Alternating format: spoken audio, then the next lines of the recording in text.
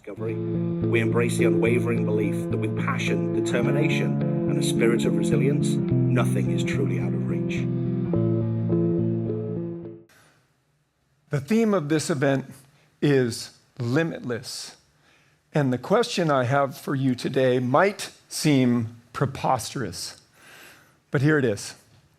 Could just 1% of humanity working together begin to turn the tide on climate change? Now, sure, that sounds like a crazy question, but it sure is relevant right now. We're having record wildfires in California this month. Some of those fires are still burning in Los Angeles right now. Thousands and thousands of people have lost their homes, they've lost their jobs, and they're hurting. I know what they're going through. My mom, who's here today, lost her home to the Tea Fire in 2008. She came to live with us, and together we went through a time of real hardship for her.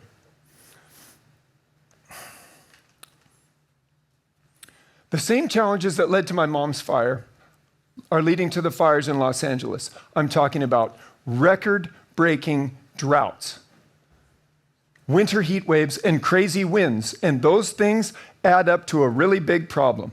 A problem so big that many are saying it's too big to be solved. Worse, our elected officials are pulling out of the international agreements created to help address the problem, to stop climate change. Now, none of us are immune from the effects of climate change, but it doesn't really seem real to most people until it's their neighborhood on fire, their house under the floodwaters, their family evacuated and looking for shelter. Then it gets real. So it got real for me in January of 2018. I was standing knee-deep in the mud in my friend Jonathan's living room, surrounded by literally miles of debris in every direction. The Thomas Fire, the largest fire in California history at the time, had just burned through the little town of Montecito next to Santa Barbara. And Montecito means little mountain in Spanish. And that fire burned our little mountain to a crisp. Then a record-breaking rainstorm came and literally brought that mountain down on the community. Millions of pounds of trees, mud, rocks, and debris swept in. 587 homes were damaged, destroyed, or just wiped off the map. Over 10,000 people were evacuated, including my family. Hundreds of people had been badly injured. 21 people had died, and 2 kids were still out there missing in the mud. And there I was, knee-deep in it, right, in the ruins of my friend's home, and the problem felt overwhelming. I knew the problem was too big for me, and I started to feel hopeless. We walked outside and we looked down the block, and everyone in the neighborhood looked hopeless too. And I walked home feeling utterly miserable. I sat down with my wife and we just started talking. We talked about how sad we were and how scared and worried we were for our friends and our kids. And we just wished there was something we could do. But the simple fact was this: 2 middle-aged people cannot move a mountain, right? But I thought, if I were going to move a mountain, how would I do it? No, stupid, duh, not going to happen. Okay, but I thought, if I were just going to move part of the mountain, a little part of the mountain, the part that was on Jonathan's house, how would I do that? And I thought, okay, I'd need some buckets and shovels and wheelbarrows. Probably take me, a couple months. Okay. All right. What if I had a lot of buckets, like 50 buckets? What if there were 50 people, 100 people to help me dig? That might get it done. Hey, I thought to myself, maybe there is something we could do. And that was it. That was my big aha moment, right? I looked at my wife, see her out there. I said, honey, we should just go dig them out. And I could tell from the look on her face that wasn't the greatest idea she'd ever heard. But it was something we could do to address a tiny little part of the problem and that could make a difference for somebody, that could help someone. And that felt really good, right? So I went out and I bought some shovels, I bought some buckets, I bought some wheelbarrows. I called my friends. And on January 28th, 2018, 50 people showed up to help me dig. I was completely blown away because we weren't just digging in mud. There was broken up cars, parts of houses, household chemicals in a stinky, horrible goo. And worst of all, I had to tell those volunteers right off the bat, I had to say, there are still 2 children out there missing in the mud, right? But they didn't leave. Think about that. They didn't leave. They looked at me. They looked at me. They looked at each other. They picked up their tools. And we went to work, right? And it was hard going at first, right? Really hard. But by lunchtime, some more people showed up. And 2 guys even showed up with some big digging machines and started clearing out the driveway and pulling people's cars out of the mud. And by the afternoon, we had started to make a little mountain of our own in the front yard. There was this gigantic pile of mud and a huge dumpster full of debris, and there was a big pile of recycling and a little teeny pile of keepsakes and family heirlooms that we had found down in the mud and that Jonathan was really happy to get back, right? We were starting to feel pretty good. And we walked outside, and at the sign-in table, there was a big group of people waiting for us. And they looked at me, and they said, who are you guys, and what are you doing? And I looked around, and I was like, I saw the buckets, and I was like, we're the Bucket Brigade, and we're digging them out. Right? And they looked at each other, they looked at me, and pretty much all of them at exactly the same time asked exactly the same question. They said, will you come to our house tomorrow? Right? And that was actually a very big moment of truth in my life, right? I was very tired. And there were a lot of them staring at me, kind of like right now, and it was making me a little nervous. And a little voice inside my head said, hey, man, maybe we're not done yet. And I looked at him, I said, okay, we'll give it a try. And boy, did we give it a try. We went out the next day. We went out the next day, the day after that, and the day after that. And we weren't just digging. There was something for everyone to do. There were people at the sign-in table, at the first aid station, people making sandwiches, delivering tools. One guy even showed up with a massage chair, right? And started rubbing the knots out of the volunteers' back after they seized up from all the digging, right? Something incredible was happening. Each day, we went out together and we solved just a little tiny part of the problem. We dug out one house, but we did it in front of everybody in a way that they could see it and they could touch it. And people were starting to believe. People were starting to believe that they lived in a community where people actually cared about each other. We were starting to believe that everyone in that community had something to contribute if they were just willing to show up and try. From the sign-in people and the sandwich makers to the diggers and the massage chair guy, everybody was contributing something of value. And we were starting to believe that together, we could move that mountain. It took 6 months.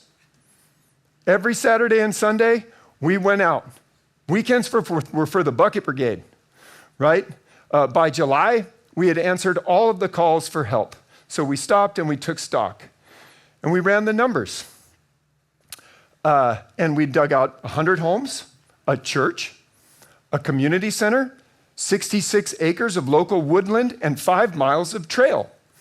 And the people 3,500 individual volunteers had come out to help.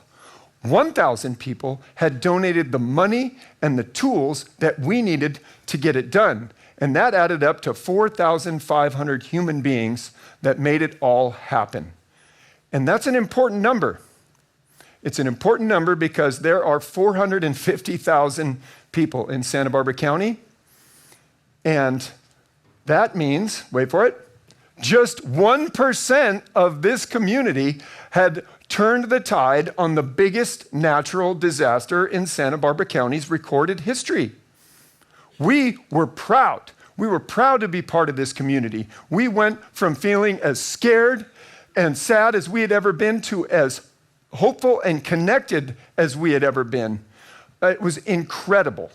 And sure, we knew that it was just a drop in the global climate change bucket, right? This is just one drop, right? But at that time, it felt like a little ray of sunshine in the darkness, right? And we were starting to feel a tiny bit of hope for the future until later that year, my son, Leo, my 12-year-old son, came home from school and he was upset. Another record-breaking wildfire had just burned another community in California, and it had killed a lot of people. And he was scared. He said, Dad, the fires keep coming and the politicians won't do anything about it. Dad, he said, the politicians can't even agree that climate change exists and the fires keep getting bigger. And then he asked me the question that I will never forget. He looked me right in the eyes, my 12-year-old, and he said, Dad, are we screwed? I was stunned. I was stunned because he was right. He was right.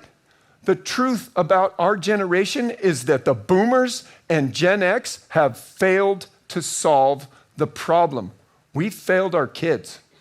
And they know it. The kids out there, they know it. The Lancet released a global health study in 2021.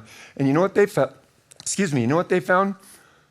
Over 60% of the young humans on the planet feel sad, anxious, and afraid about climate change every single day of their lives. They don't believe the grown-ups can fix it, and they're starting to lose hope.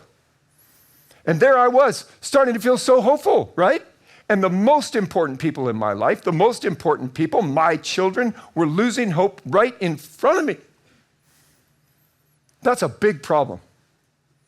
And I knew it was too big for me to solve. I knew I couldn't solve it. Just one person. But I remembered, I got to do something. I'll try to solve part of it. And I thought, what if we taught the kids how to go out there with us, with the Bucket Brigade, and how to help people after a disaster, and how to restore their community and make it safer and better for everybody. If we could fight climate change together here where we live, maybe they would start to believe the way we started to believe. So in 2022, we started the Bucket Brigade Academy to find out. We started teaching high school students how to lead disaster relief efforts and also community restoration projects. And those students brought in this whole new wave of energy and ideas and enthusiasm, and that took us back out into the community with greater commitment. We restored school gardens, we restored parks, we started fire prevention projects, we planted endangered trees, we built a community garden, and we restored an urban farm not a mile from here and started growing food for people who didn't get enough to eat in our community. When the storms came, the kids, they made sandbags and they delivered them to people. When the floods came, we rode out and did good old-fashioned dig 'em out projects, Bucket Brigade style. The kids were doing it, and people were seeing what they were doing, and they were starting to believe. They were starting to believe that maybe there was a little hope, right? And we know that this is just a drop in the climate change bucket. We know that. But if we can accomplish so much, if we can accomplish this much with just 1% of this community, why couldn't another community do it? What if every community in California decided to support their kids and team up and go out and fight climate change where they lived? What if 1% of America decided to step up and help out? That would really be something, right? What if 1% of humanity decided to get to work and fight climate change where they live in their community? That would be real change. One drop in the bucket at a time that could create a tidal wave of change. And that wave might be just the thing we need to turn the tide on climate change. Yeah, I said it. And maybe it sounds crazy. Maybe you think I'm crazy. But remember what Margaret Mead said. Never doubt that a small group of thoughtful, committed citizens can change the world. Indeed, it is the only thing that ever has. And if we can do all this here in this community in so short a time, with just 1% of us, imagine what we could do with 2%. Thank you.